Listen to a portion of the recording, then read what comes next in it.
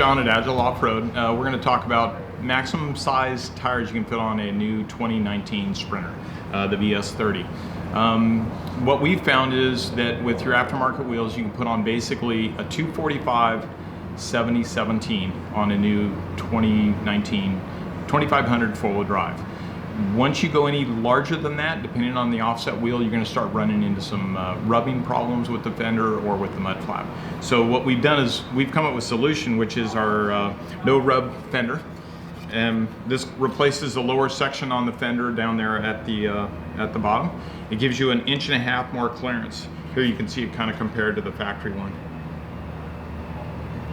So we've gained 1.5 inches from here. This allows you to go up to as large as a 275 7017, which is what we recommend as the largest size tire for your 2019 Mercedes 2500 Sprinter. On a two-wheel drive Sprinter, you'll be able to run the 265 7017.